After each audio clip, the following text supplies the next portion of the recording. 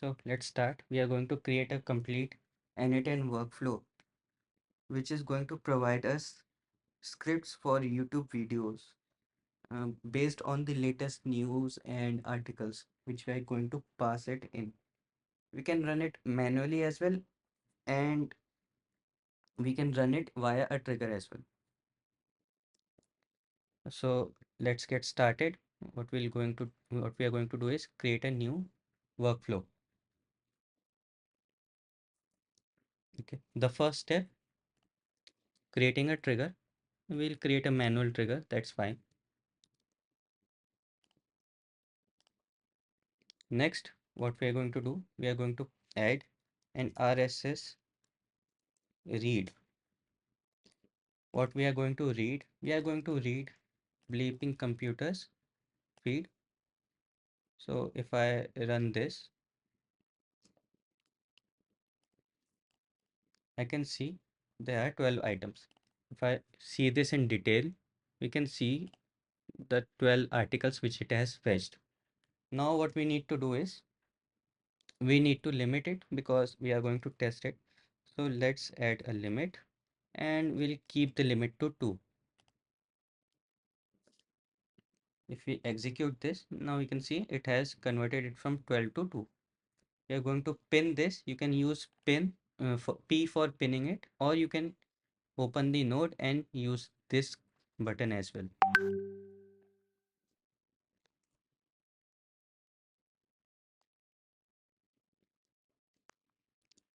Next, what we are going to do is we are going to get the HTML for the complete article. So HTTP request. We are just going to pass the link directly to this, and we are going to rename this to get URL HTML. What this will do is it will get the complete body for our article. If we do this, we can see both the articles in schema.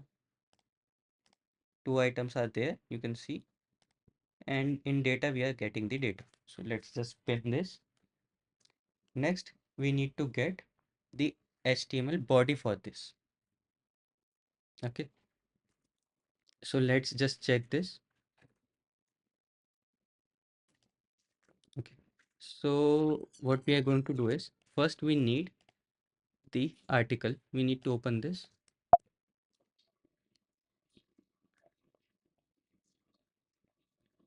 Okay. So what we need is actually this section, this part of the page. That's the article which we are interested in. So what we can do is what you can do is right click, inspect. You need to go to this elements tab, and on the left side you can see this select an element button. Click this and hover over the item which we want to see. We want this section, but in this section if we hover over these items, we can see there are some other sections as well. The best which we can see is this article section which is ending here, and if we go at the top, we can see it is starting here. So we can just copy this class. This will be the identifier which we are going to use to get the article data. We'll get this extract HTML content.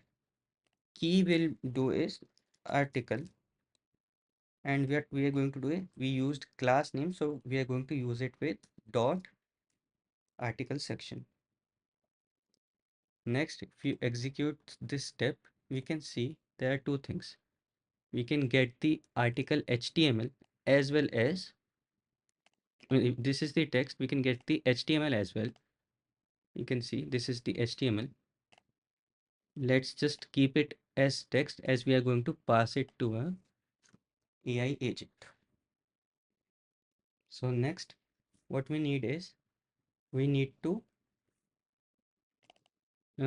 this this is present as 2 items, and the AI agent will take only a single item as an input.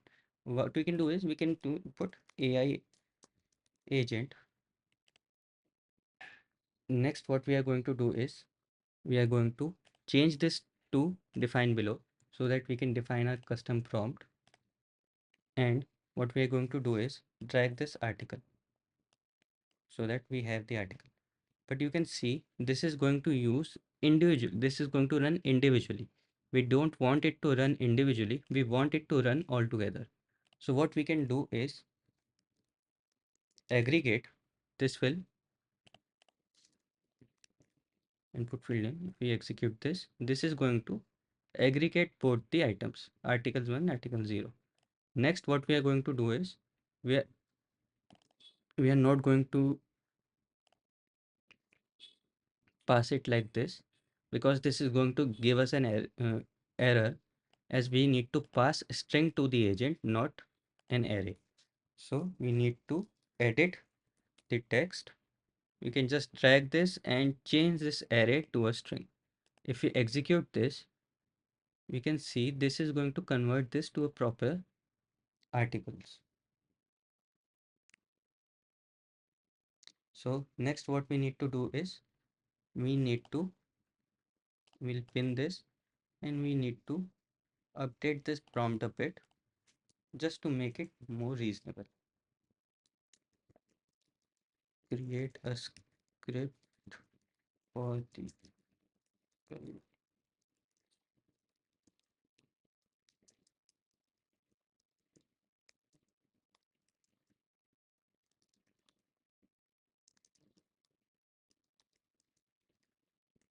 this is the simple prompt which we are going to use. And we are going to pass article fill. Next, what we are going to do is we are also going to give it a system prompt, which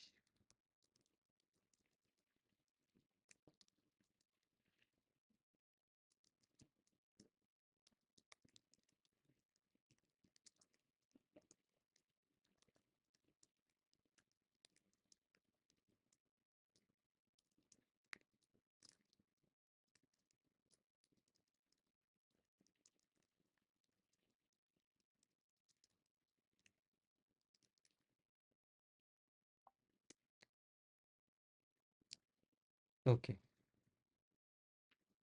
So this is the prompt which we are going to give it, and we are going to attach an AI model. Let's just attach the OpenAI chat model. We are going to use GPT-5. Yes, we are going to use GPT-5 Nano. This model is more than enough powerful for our workload. And now we are going to run this. Now we can see the output.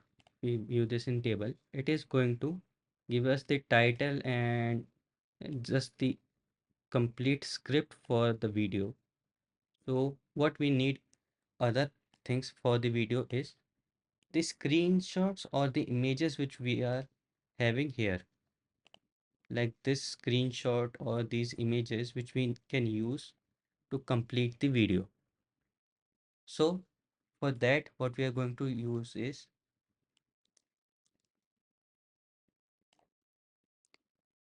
from this part, what we are going to do, we are just going to create another HTML extraction.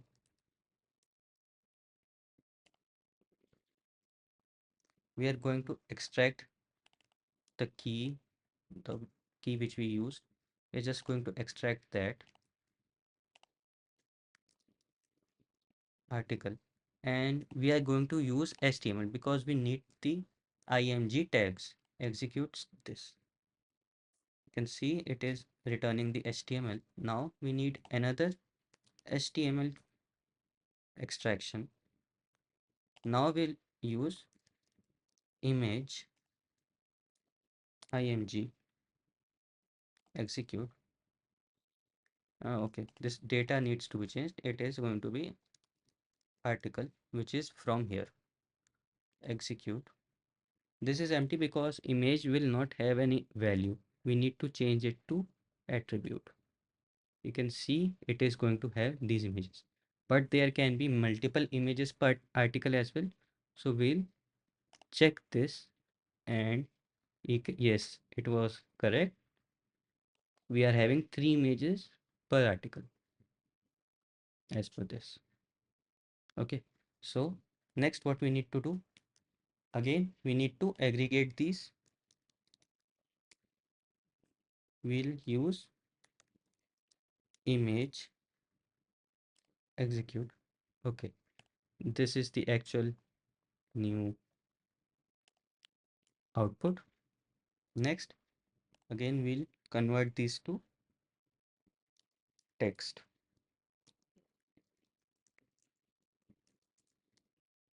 We are converting this to text because when we are going to use this in an email, we cannot use JSON objects. So for that, we actually need text. So now we are just going to merge both the outputs, and instead of append, we are going to use combine position, include any unpaired items. Yes, correct. And we are going to add this as well. Now that we have both of these, let's just run it. This will take a bit. Yes, it ran successfully. If we see this, we are having output and image. So we can just pin this and we'll add a Gmail node, send a message. The message what we are going to send is to, I'm going to use temp mail for this.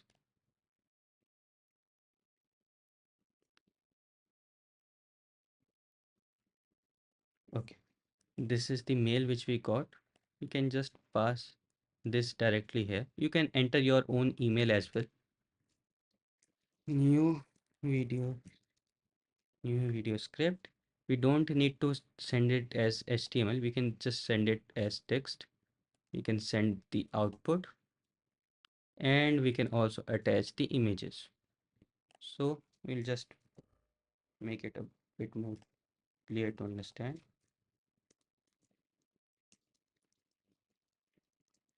Video script,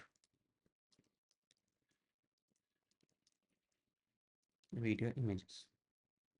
You can see this is the actual content for all the. And if we click on execute step, now this should execute, and yes, the email is sent. If we check here, yes, okay, it reset. Okay, yeah, we can see the mail is here. This is the actual video script. It is going to provide you more details for that. And at the end, we are going to have the video images as well with the links. We can directly open the link. And using these images, we can create the video as well. Okay. So this is the complete workflow which we can use. We can also add a schedule trigger.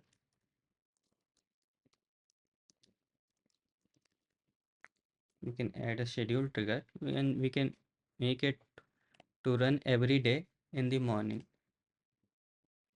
and just add this to here and save. If we keep this active, this is going to run it automatically every day at 7 a.m. and send you the email over this email which we have configured. You can also increase the limit from 2 to 5 or 10, whatever suits your needs. Like we can keep 10 for now. Just make sure you need to configure it according to the data which you are, like the model which we are using. The data cannot exceed the context length for that model. That's all. Like, comment, share.